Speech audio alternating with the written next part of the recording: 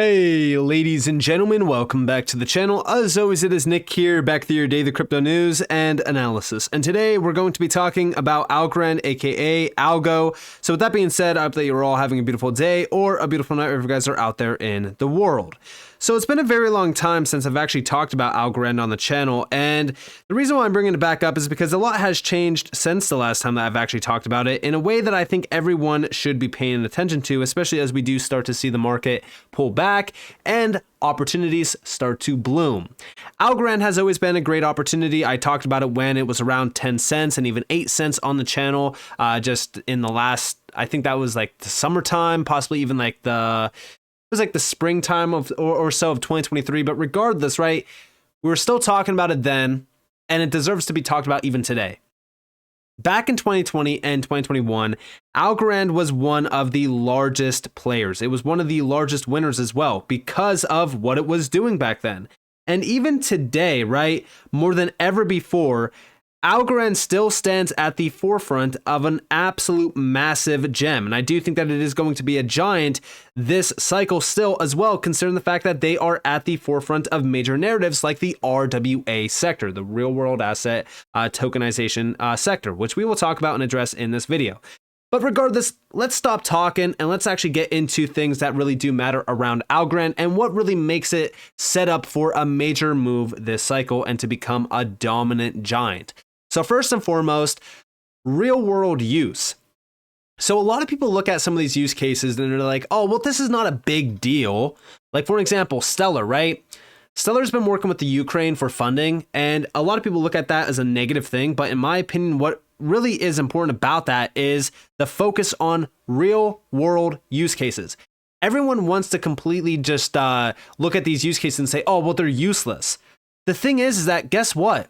At a time where regulators and politicians are trying to make crypto look like the bad guy and say, oh, well, there's no use case for it, these are the use cases that actually shine beyond anything else. So let's actually look at it, right? In 2023, the WFP, which again, this is the World Food Program by the United Nations, assisted 18.6 million people across all programs, among which 9.4 million were women and girls. Women who rely on cash assistance face safety concerns while traveling and waiting in queues to receive cash aid. To address these challenges, WFP Afghanistan collaborated with local fintech company Hasab Pay, and they actually introduced cashless payments, a safer and quicker alternative. Now, Afghani women who are providers for their family can set up an account in less than 15 minutes and receive and manage their funds directly from the Hasab Pay app. And Algorand is actually proud to provide the blockchain tech that powers this. This is a major move, and it's something that is very, very exciting because, again, this is a full focus spotlight on a real world use case that is making a full difference. And we even have here that with the launch of this, it's the first digital payment platform in Afghanistan, and it's opened 80,000 digital accounts since 2022, making cash assistance much easier and inclusive. And again, this also puts a little bit of a spotlight on how big of a player Algorand actually is in the real world and even associated with the United Nations. I don't care if you are a fan of the United Nations or not, this is still a big, big point to make. And it's a huge use case that, like I said, solidifies Algorand's position in the future of finance and even in the future of technology. Now, outside of this, though, let's get into a few other things that is happening on Algorand. So, Fifi Network just launched their Mainnet. This is a big deal. Welcome to Mainnet, Fifi Network. This is a DePIN network on Algorand. Collect, visualize, and share your environment and smart home data to earn rewards. And again, these are big narratives. The DePIN narrative was huge just a few months ago, and it still is something that is very big now. Again, these are great projects that are launching and pushing the narratives around Algorand. This is also providing more ammunition for Algorand to move even higher in price, but also it allows the ecosystem to expand the use case, but also expand to new users, more applications, you name it. Outside of this, Gora network. So they actually partnered with Rockify.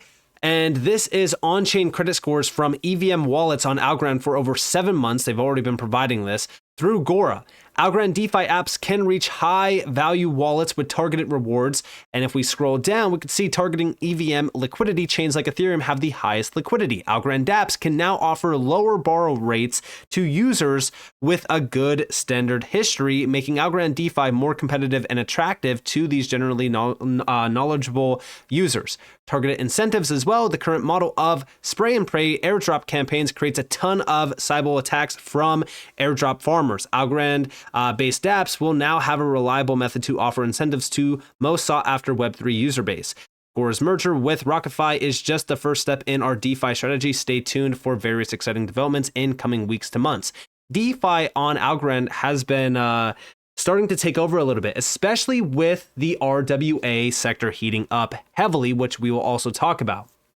Now, outside of this, we also got a little bit of a breakdown behind Gora just recently from Cointelegraph, actually on March 28th. Now, I'm not going to read the entire article because, again, I don't want to waste your guys' time. But regardless, this is a few things. So Gora, built on Algorand, is a blockchain oracle network spearheading real-world data integration into dApps. Congrats to the Gora network for joining the Cointelegraph Accelerator program. Gora's roadmap is packed for 2024, launch of the GoraFi DeFi platform. Again, more DeFi initiatives coming to the Algorand ecosystem.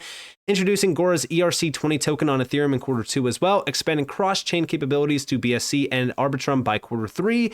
Further expansions into the Cosmos and Solana ecosystems in Q4. So we are about to see a lot more expansion outside of Algorand, which is only going to allow for more cross-chain capabilities. And again, multi-chain initiatives like this is huge for bringing in more user base and even more volume and value on the network. So I'm actually very, very excited about this. I think that this is going to be a big deal, and you need to be following Gora Network over on X because they have been growing significantly, especially in the last couple of years, and they continue to push the narrative around DeFi.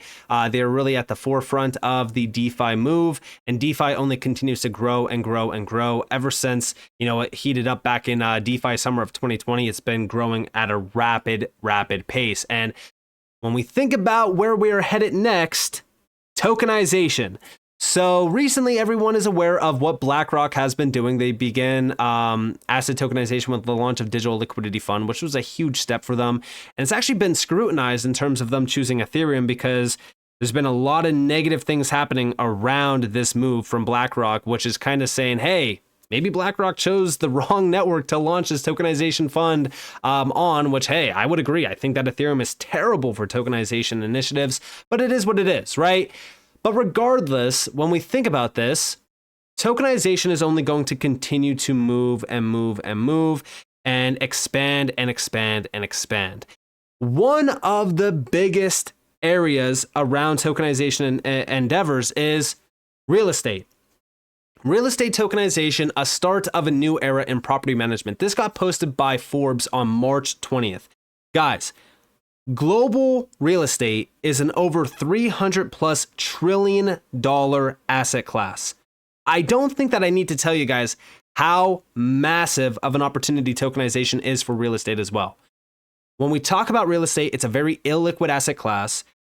There's a big obstacle for a lot of investors, right? I mean, if you are, if you're making, we'll just say like $70,000 a year. We could even talk about couples making $70,000 a year, right? It's very hard to tap into real estate. Now, majority are not making $70,000. They're making maybe 45 grand, maybe even less. It's very hard for them to tap into real estate, which is an asset class that has, for the longest time, preserved wealth and even created wealth. But it's very hard for individuals to tap into real estate because it's very expensive. Now, if we think about that, right? How can we alleviate a lot of those obstacles? Fractionalization through tokenization. When you can invest a tenth into something, there's an apartment complex and there's 10 people that are investing. You could have one of those slots. So you don't have to put up the entire, let's just say $500,000. Instead, you could possibly do $50,000 and own a percentage of that.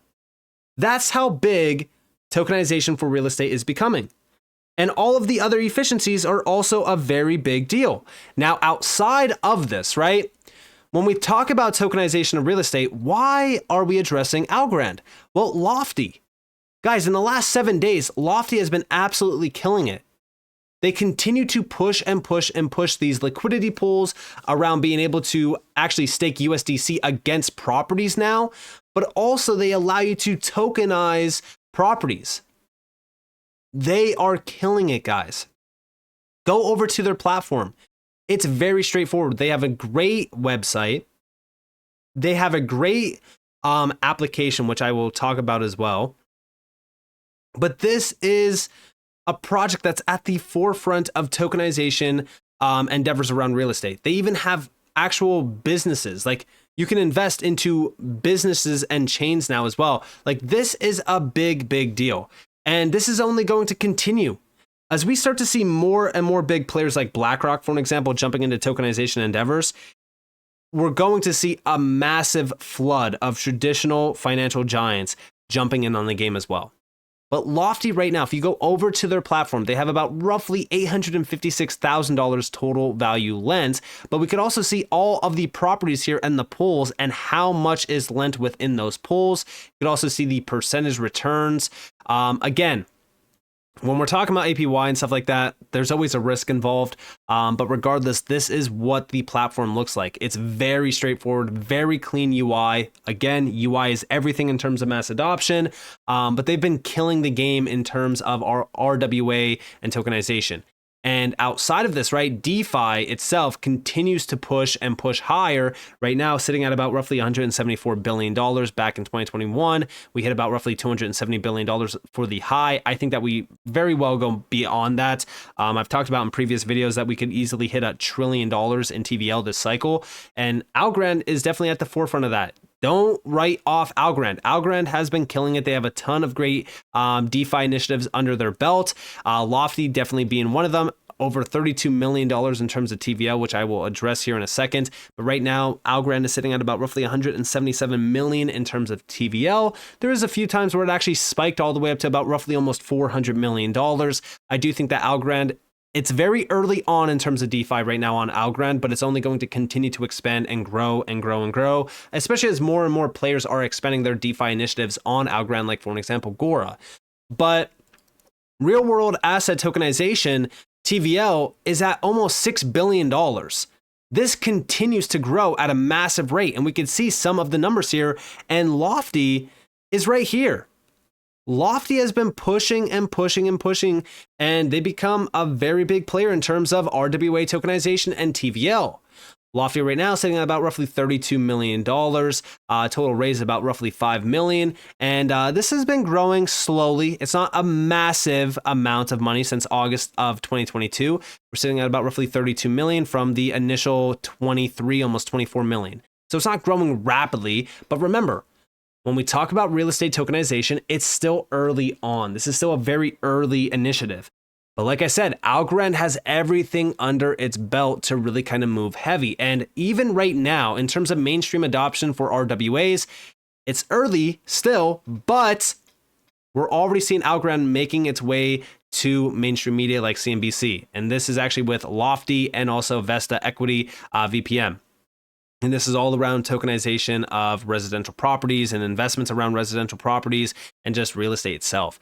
So definitely stay tuned to see what Algorand can do in terms of RWAs, but also this cycle, like I said, I think that they are going to become a very, very big player. Lofty continues to push the narrative, and we could actually see, I mean, this is a huge post. I actually missed this one completely, but this is a great post here talking about the Algorand brief overview. I mean, you could see some of the projects using or building on Algorand. Algorand continues to become a giant, and it's just crazy to me that people are still overlooking Algorand at this point in time around this cycle. So definitely focus heavily on Algorand. It is going to be a giant this cycle, in my opinion. It continues to be one of those blue chips, in my opinion, in this space. Even though there's a major downtrend, we hit, the 10 cent and even sub 10 cent levels. I still think that it is one that everyone should be watching for. And I think that it's going to be one that really shocks a lot of people this cycle. So with that being said, I hope that you guys enjoyed this video. If you guys did, definitely leave a like, subscribe, turn notifications on if you guys have more free content. You guys are more than welcome to follow me on Twitter and join the free Discord in the description below. And with that being said, guys, it's been Nick. Thanks for watching. Peace out.